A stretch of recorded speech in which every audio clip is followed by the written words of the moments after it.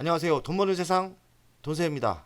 어제 대한민국 주시장이 지수가 한 5% 정도 모든 종목이 하락을 했어요. 아무리 미래가 좋고 실적이 좋아도 상관없이 거의 다 하락을 했죠. 주력인 L전자도 아무런 악재도 없는데 5%를 하락을 하고, 금요일 날 안타깝게도 미국 주식이 또 나스닥이 폭락을 했습니다. 미국 나스닥의 폭락 이유는 경기 침체 공포입니다. 금리를 좀 빨리 내렸어야 된다는 말도 나오는데, 금리는 9월달 본격적으로 내리는 거는 확실해질 것 같아요. 어차피 한번 지나가야 될 사이클입니다. 금리는 내려야 되겠죠. 하지만 금리가 내린다는 거는 세계 경제 경기 침체를 인정하는 분위기로 갈 거니까 한 번쯤 이런 폭락이 올 수밖에 없는 겁니다. 알면서도 대처를 못하는 게 주식 투자인 것 같아요. 내 종목은 안 빠지겠지. 하지만 단기적으로는 같이 빠지는 게 주식 투자입니다. 우리는 어떻게 해야 될까요? 우리는 종목 투자를 하는데 전체적으로 시장이 빠질 때는 같이 빠집니다. 진리는 뭐냐? 결국에는 좋은 종목은 실적에 따라 서서히 상승한다. 그럼 우리는 이런 위기가 왔을 때 위기 관리만 잘 하면 돼요. 저는 어제부터 위기 관리 모드로 전환을 했습니다. 위기 관리란 뭐 별거 없습니다. 가만히 있던지 아니면은 조금 이익 난 건 팔던지, 각자의 자산에 따라 위기 관리를 해야 되지 누가 알려주진 않아요. 경계하고 위기 관리 모드로 가는 게 맞다고 생각합니다. 오늘 새벽에 나스닥 2.43이 빠졌습니다. 꽤 많이 빠진 거죠. 인텔이 실적 쇼크를 발표하면서 26%나 하락을 하더라고요. 그래도 미국의 유명한 대형주 아닙니까? 대형주가 거의 하한가까지 빠진다는 게 진짠지 가짠지 이렇게 봤는데 26%를 하락했더라고요. 50년 만에 최대폭 하락이라니까요. 이번 여기에 하락은 인텔이 이바지를 한 거죠. 나스닥 지수를 보면 고점 대비 10% 정도 하락을 했습니다. 아직까지는 장기적인 하락은 아니고 여기서 다시 반등을 할지, 21선에서 여기서 이렇게 반등을 할지 아니면 더 하락을 할지 아무도 모르죠. 그러나 위기관리 모드로 가는 사람은 하락까지 생각하면서 준비를 하는 게 저는 맞다고 생각합니다. 여기까지 하락을 한다고 대비를 하면서 단단히 마음 먹고 준비를 해야 된다. 저는 이렇게 생각합니다. 나스닥 지수를 보면 월봉을 보면 엄청나게 상승을 했어요. 이렇게 바닥을 찍고 조금 조정받다 다시 상승. 월봉을 봐서는 나스닥이 매우 위험해 보입니다. 이 정도까지는 하락할 수 있는 거예요. 여기까지는 하락을 대비하는 게 맞지 않나 이런 생각을 합니다. 대한민국은 오른 것도 없는데 같이 하락을 한다면 열받죠. 우리는 위기 관리를 하기 때문에 여기까지 하락을 대비해야 되고, 대한민국도 따라 하락을 하는 것을 대비하는 게 전 맞다고 생각해요. 안타깝습니다. 위기 관리 모드로 가는 게 맞아요. 어제 하락은 인텔이 좌우했죠. 인텔이 실적을 나쁘게 발표하면서 하루 만에 26%, 그리고 경쟁사인 AMD CPU 투톱이죠. 여기는 어제 보니까 0.04 별로 안 빠졌어요. AMD를 보니까 28달러에서 어마어마하게 대박이 났죠. 그 인텔은 대장이었다가 지금 하락 중이죠. 인텔은 1.5만 명 해고를 한다고 하고요. 인텔은 수십조 파운드리에 재진출한다는데 성공할지 안 할지는 잘 모르겠어요. AMD는 인텔을 따라잡고 있고 AI 열풍을 타고 시총이 인텔의 2배까지 올랐답니다. AA 트렌드에서 소외된 인텔. 그러니까 우리는 종목 투자하시는 분들은 종목에 투자를 하는 거예요. 인텔같이 옛날엔 좋았는데 성장을 안 하고 손해를 많이 본 거죠. 하지만 AMD를 한 1년 전 이렇게 투자하신 분들은 대박이 난 거죠. 주식 투자를 할 때는 지수도 중요하지만 종목이 중요하다고 생각합니다. 저는 종목이 매우 중요하다. 우린 종목을 투자하는 사람들 아닙니까? 그러니까 내가 투자한 종목이 성장을 한다면 일시적으로 지수가 빠지는 거, 이런 대외적인 거시경제 때문에 빠지는 건 할 수 없지만 결국에는 우상향으로 가는 거는 맞는 것 같습니다. 대한민국이 문제입니다. 미국 나스닥은 더 빠질 수 있어요.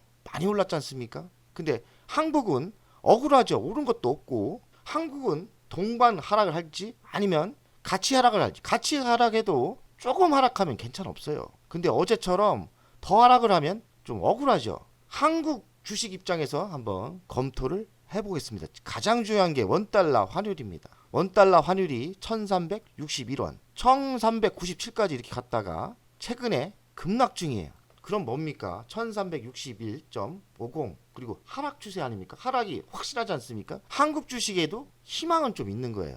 미국 주식 나스닥 빠지는데 이게 막 이렇게 올라간다? 그럼 엄청 불안하죠. 어제 많이 하락했다고 모든 거시경제 나쁜 건 아니더라고요. 환율은 좋아지고 있다. 미국이 금리를 내리면 의외로 한국에 기회가 올 수 있다. 그 이유는 뭐냐? 원달러 환율이 하락을 할 수 있다. 미국 주식 투자하시는 서학개미들은 지금 타이밍에서 매우 위험하다고, 엔비디아 뭐 애플 뭐 다 팔았지 않습니까? 물론 큰 금액은 아니지만 미국이 더 위험하고 한국은 그나마 낫다. 그 이유는 원달러 환율이 있다고 저는 생각해요. 이렇게 원달러 환율이 이렇게 내려오면 외국인이 매수세가 들어오거든요. 그러니까 원달러 환율이 안정세로 가면 그나마 한국 주식은 괜찮다. 이렇게 보시는 게 좋겠습니다. 또 특이한 게 요새 엔화예요. 엔화의 가치가 지속적인 하락이 있어서 일본 주식은 좋았습니다. 엔화가 하락을 하면서요. 엄청 좋았어요. 최대 경치수를 찍었는데 지금 일본 주식 어제도 5%대 급락 중이에요. 그 이유가 엔화라고 생각합니다. 일본은 반대로 엔화가 하락이 아니라 지금 올라가고 있어요. 그리고 금리를 올린다고 하더라고요. 엔화가 바닥을 찍고 850원 바닥을 찍고 929원인데 내 친구가 전화 왔더라고요. 야, 엔화에 투자하는 게 어떠냐. 그래서 제가 투자하는 거 괜찮을 것 같다 이 얘기를 했는데, 제 친구는 100만 원 투자를 했는데 저는 투자는 안 했어요. 토스에서 또 엔화에 투자하는 방법이 있더라고요. 야, 이런 때는 어떤 자산이 위험해 보이면 엔화나 달러에 투자하는 건 괜찮다. 저는 근데 달러는 위험하다고 보고 엔화는 괜찮게 보고 있습니다. 850원에 지금 929원, 거의 10% 이상 지금 이익이 났어요. 모든 자산이 무너지는 분위기에서 엔화에 투자해서 이자가 나왔다는 거는 기회가 또 오는 거 아닙니까? 엔화에 투자하는 것도 전 괜찮게 생각합니다. 일본 금리가 인상하고 있고요. 그래서 일본 주식은 급락 중이에요. 그래서 엔화로 바꿔서 일본 주식에서 하면 또 절단 나는 거죠. 그러니까 엔화만 투자하는 게 괜찮을 것 같다는 생각이 들었습니다. 유가도 중요한데 유가가 아무래도 비싸면 물가가 불안하지 않습니까? WTI 봤더니 안정세고 하락 중입니다. 83.88, 73.52니까 매우 지금 하락을 한 거예요. 그나마 다행입니다. 거시경제 유가가 안정세에 있는 거는 그나마 돼요. 중동 불안인데도 유가가 하락 중인 거는 좀 의문인데 경기 침체 때문에 그러지 않나 이런 생각이 들고요. 어쨌든 유가가 하락하는 거는 나쁘지 않다. 미국 국채 10년물을 보겠습니다. 3.7920, 4.68%가 빠졌어요. 지금 급락 중이죠. 그러니까 금리가 먼저 빠지고 있는 거예요. 작년 같은 경우는 금리가 너무 올라서 주식시장이 악재다 난리 났었어요. 지금은 이렇게 거시경제가 좋아져도 거시경제 좋아지는 거거든요. 사실 거시경제 지표가 좋아지는 게 의외로 많죠. 그렇지만 경기 침체가 진짜 온다 이래서 주식이 빠지니까 어쨌든 너무 부정적으로 세상 볼 필요도 없고, 나쁜 건 나쁜 거고 좋은 건 좋은 거예요. 미국 국채가 이렇게 하락한다는 건 좋죠. 금리가 하락한다는 거니까요. 주식 투자를 30년 했는데 3번의 위험이 있었던 것 같아요. 1988년 이때는 국가부도죠. 제가 주식을 이때 시작을 한 것 같고, 이때 객장에 가니까 지수가 277. 전 이걸 봤습니다. 그리고 천선에서 왔다 갔다 하다가요. 잘 갔죠. 이렇게. 제가 여기서 조선주 막 1200번 터뜨리고 대박 나고 막 그랬어요. 그래서 여기서 한참 꼭지에서 20억을 30대 초반에 벌었던 것 같고, 요때 한번 크게 당합니다. 서브모기지론, 미국 금융 위기가 오면서 저는 이때는 주식 투자를 안 했던 거고, 요때는 부자가 됐다가 여기서 한 방 털립니다. 큰 상승 없이 우상향으로 좀 이렇게 횡보하다가 또 여기서 지금 이건 양봉인데 1450인가 이렇게 급락을 하고 바로 회복을 했습니다. 바로 회복을 했어요. 제가 30년 하면서 3번의 큰 위기가 왔었는데, 국가부도, IMF, 그리고 미국 금융위기, 코로나. 이 장표를 왜 보여드리냐면 우리가 깨달아야 될 게 있습니다. 아무리 악재가 와도 자본주의 나라 주식시장은 1년만 지나면 다 회복한다.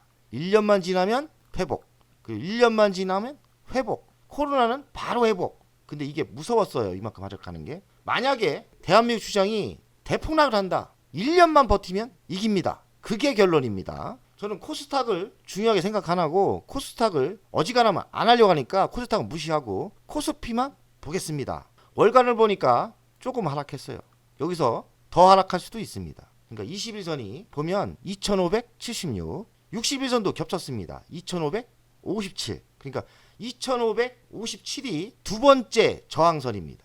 여기까지 뚫린다. 저는 여기가 안 뚫린다고 생각하는데, 안 뚫린다 생각해요. 우리가 뭐 간 게 있습니까? 긍정론자이기 때문에 2550이 바닥이라고 생각해요. 하지만 또 최악의 조건이 또 올 수 있죠.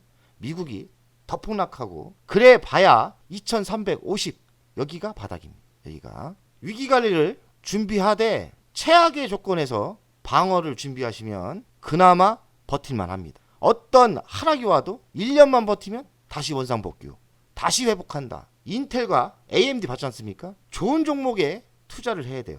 이런 때 같이 폭락했을 때 나쁜 주식들 팔고 좋은 주식에 옮겨 타는 것도 저는 좋은 작전이라고 생각합니다. 돈세원 가족 여러분들, 월요일도 또 힘들 것 같은데 우리가 1년만 버티면 됩니다. 위기관리 모드로 대응하는 게 좋을 것 같습니다. 저도 월요일부터 위기관리 모드로 갈 겁니다. 각자 알아서, 각자 도생인데 자산에 따라 위기관리가 다 틀려요. 그래서 어떻게 위기관리? 그건 모릅니다. 각자 알아서 위기관리를 철저히 하면 됩니다. 돈세원 가족 여러분들, 좀 저도 힘이 안 나는데 어찌하겠습니까? 버티고 이겨내야죠. 1년만 버티면 이긴다. 이런 저는 생각이에요. 1년만 버텨봅시다. 의외로 짧을 수도 있고 짧으면 좋죠. 최악의 조건은 1년만 버텨보자.